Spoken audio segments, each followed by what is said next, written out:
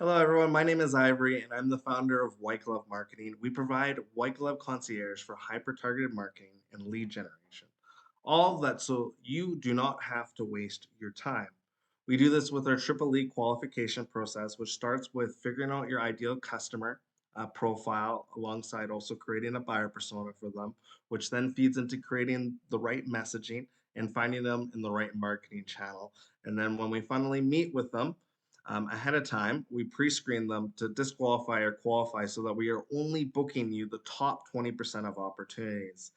This means that you don't have to spend your whole day exhausting yourself taking fruitless meetings and instead spend it batting hot opportunities out of the park.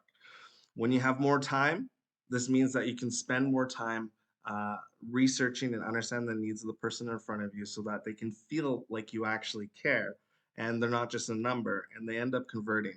And when you provide them exactly what you offered, they're going to be so happy that they stay with you for life and they refer more people. This video specifically is about buyer personas, how you can get deep into someone's head versus a customer avatar. And the end result is that you have an ideal customer profile that is the most profitable for you. A sale is not just a sale.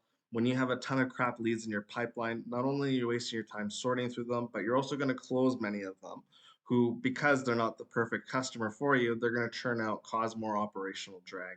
Why don't you just focus on getting the right customer in the first place and service their needs to the point that they stay with you for life? So oftentimes, digital marketers, they use customer avatars. A lot of the ad agencies that you might be working with use customer avatars. They are getting information that relates to their demographics or psychographics, their hobbies, their income, where they live, their challenges, their goals, so on and so forth, which is great. But a buyer persona is a lot more in depth. It actually requires you to interview them and not just ask yes or no questions, but to get them to tell stories. Stories are the most accurate way to research an audience and understand their needs and their challenges in a new way. When put to a story, you are able to embed your service, product, or offering alongside their journey to solving their pain point and getting a solution. Buyer personas were created by programmers that wanted to get into someone's head to the point that they could recreate their bedroom, their workplace, could actually walk through life just like that person. And of course, also understand why that person wants to buy their service or offer, in this case, their program, and how they would interact with it to always be improving things to provide a better service for them. Um, Much different than a customer avatar. Avatars are more information based. So, if you're a restoration company or you offer legal services, here's an example of a customer avatar versus a buyer persona. So, take Lisa Patel. She's 40. She's a property manager. She lives in Chicago. She's dealing with tenant complaints and maintenance issues, ensuring properties are profitable and well maintained, balancing work demands with personal life, increase occupancy rates and rental income, enhance tenant satisfaction and retention, so on and so forth. All little tidbits that you could gain from that. But if you were interviewing Lisa and she told these things in a story-based way that you could write about, this is what it would look like. Lisa Patel is a property manager in Chicago. She got in the industry by leveraging her relationships with her past experiences at a real estate agency. Landlords love to work with Lisa because of her attention to detail. Oftentimes, Lisa will spend a good portion of her time going out to eat with current clients. She likes to give them firsthand reports on their properties. Sometimes Lisa is taken from a relationship building with an excess of legal writing, sourcing repairment, and chasing down rental payments. By the end of the day, Lisa feels drained. She remarked that her only private space amongst her family is her time in the shower. Lisa really cares about quality, but feels it goes down when she has too much work on her plate. This might give you a little bit hints of, what sort of messaging and offer and perhaps where you could advertise for it, but this one gets right to the heart. And my question is how could you get Lisa to say yes? Well, if you just have a generic customer avatar, you might just imprint on what you're currently offering, which some Lisas might pick up. However, with a buyer persona and actually understanding Lisa's story, and she's not just a bunch of statistical information, you might say something like, if you're a restoration company, how's about Whenever you have, uh, whenever your tenants have something that needs to be repaired, they can just fill out a form and it automatically populates the job into our database and it gets executed upon. Lisa would love that because right now Lisa's spending her time constantly calling and searching for people to repair things. If the property managers can if the property managers can work with a restoration company that can receive work from the customer, from the person living in the property, that would save Lisa a ton of time. The same sort of solution could be offered with legal services. Lisa is able to populate work in a database for the legal company to do its writing and its research and all this kind of stuff. And they do such a high quality job that Lisa no longer needs to worry about it. So that would be the offer that resonates deeply with Lisa, extracted from a story. There's also things about her story that would relate to advertising, how you could get a hold of her. So, how do you start to begin this process to find your ideal customer profile and also understanding it to the level of buyer persona? Well, you need to take a look at your past customers. You need to pull data on them. Who are staying the longest, so on and so forth. You might be able to create multiple different customer profiles, and you want to interview them to pull data that is able to segment them into those segments. You want to interview in a way that asks questions and spurs storytelling. Again, storytelling is much more accurate. Again, grouping your customers into tribes alongside similar pain points and stories. Next, you're going to want to search for identical audiences in different marketing channels. The question is, how could you get a hold of Lisa? If you understand that um, a buyer persona is a very specific type of person, as well as lifestyle and journey that perhaps other people can relate, there's also a unique way of approaching them. Next, you're going to craft a message and offer that hits home for Lisa. That's the point of hearing people's stories. How can you take a story from someone and figure out how you can inject your messaging and your offer into their story, into their journey to finding the right solution for their pain points? So start testing. Not all channels are equal. The truth is when you get to know Lisa, how busy she is, how much work she has on her plate, and how she really values having relationships with people. Do you think she's paying attention to LinkedIn messages or emails, especially with all the spam that's going on? No, there's going to be a specific channel for Lisa.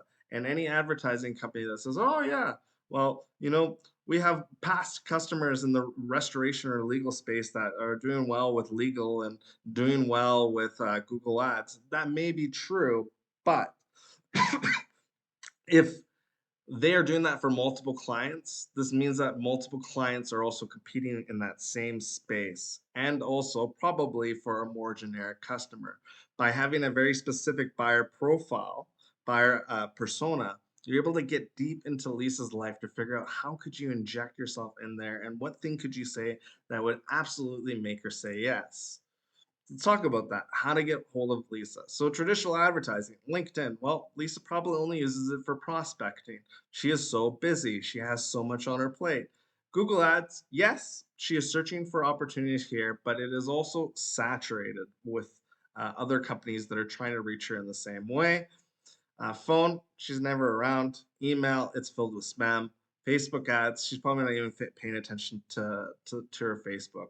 Now, looking back at her buyer persona, we saw that she really loves to go out to dinner to meet with people. She also values social capital and relationship building. If I was to take her buyer persona and start experimenting with channels that I could approach her with, I would get referring partners. Lisa works with several companies that can profit from Lisa if she grows her business. Example includes legal or restoration companies. Your message is that you will make it seamless for Lisa to delegate and provide high quality work that results in her having peace of mind. If she is able to have more time to get more relationships, then the companies that she works with is just going to get more business because her client load is increasing. The best way that I would reach out to Lisa is I would throw dinners and have Lisa bring her relationships. Invite her with a handwritten letter that stands out amongst everything else. She really values personalization and relationship building. Well, the epitome of that is a handwritten letter. Make sure the dinner is top notch, so good that she wants to refer people because it elevates her status and her brand reputation. You can use traditional advertising, everything that we're talking about here, but in the context of inviting her to that dinner. Um, you would also leave voicemails. This would further a multi-channel approach. You can still be approaching on LinkedIn, you can still be approaching with email and phone, but it's really the handwritten letter after all that is done that everyone else is doing. The handwritten letter is what would stand out for her and make her more interested. Plus, also the dinner. Um, Again, you can also use your referring partners to go to that dinner and bring her along with you. Do you see how we've taken her buyer persona and we've created unique advertising for Lisa? That is one of the benefits of it. Also, obviously, the message, the offer that we're providing her. So the value in buyer personas is it allows you to get so in depth into someone's head that you can truly understand them and communicate that understanding in a way that makes that person feel like you understand them, that you are the only person, company, or product or service that they require because it's been created exactly for them. It also allows you to figure out what they're doing in their life and how you can inject yourself into their life to obviously advertise that message and get them with you. The longer term value of it is when you are working more with people who genuinely need what you need and there's no other option out in the market, you're going to close more people, they're going to stay with you longer, and they're going to refer more people. Same thing with the ideal customer profile. A buyer persona is an in depth look at a particular segment or person, starting with a person and interviewing a collection of them. And then your ideal customer profile is the end result of the perfect customer for you that is more likely to sign up, but also stay with you long term. I've worked with ad agencies in the past. They shotgun a message wide against multiple audiences because they're incentivized to sell you leads. That's why you've paid them. On the other hand, you are actually looking to buy sales. And that incongruency is what results in larger than needed be pipelines full of crap leads, and also, selling to people that are just going to churn out. And you're constantly fighting your own churn rate. By getting the right audience and the right message correctly, everything else takes care of itself. So the benefits of an ideal customer profile. Personalized marketing messages. By understanding your ideal customer needs, preferences, and pain points, you can tailor your marketing messages to resonate with them on a deeper level. Improve customer acquisition. With a clear understanding of your ideal customer, you can focus your marketing efforts on targeting individuals who are more likely to convert into paying customers. Increase customer retention. By delivering personalized experiences and addressing your ideal customer specific needs, you can build stronger relationships and increase customer loyalty. Enhance customer satisfaction. When you understand your ideal customer's expectations and deliver products or services that meet or exceed those expectations, you can significantly improve overall customer satisfaction. So, like I said, we're white glove concierge for hyper targeted meetings and lead generation. It's a saturated, most markets are saturated. During the pandemic, business applications increased by 53%. End result is advertising doubled or tripled, which means that everyone's not paying attention right now. And the white glove touch, as we call it at white glove marketing, is approaching everything like a butler. Imagining a butler at a grocery store who would put things in your cart, would know you by name, and take your groceries home. Take your groceries to the car, or at a gas station who washes your car and also fills up your gas tank. It's imagining wherever you go, there's a butler, and whether it be legal or restoration or an engineering company, by working with your prospects and customers in a way of how a butler would do it by being authentic, creating personalized experiences, you're going to stand out, you're going to make them feel special, and again, they're going to stay with you long term and refer. So, how do we do that? We analyze and interview top customers in your database. We want to know who are the people who are staying the longest, um, who are also which channels that they came from, so on and so forth. Now, other companies that you hire for marketing, they might just start creating a customer avatar and blanketing out advertising through whatever channels that they specialize in. You know, there's lots of channels that you can go and get customers in, but is it the right channel for you?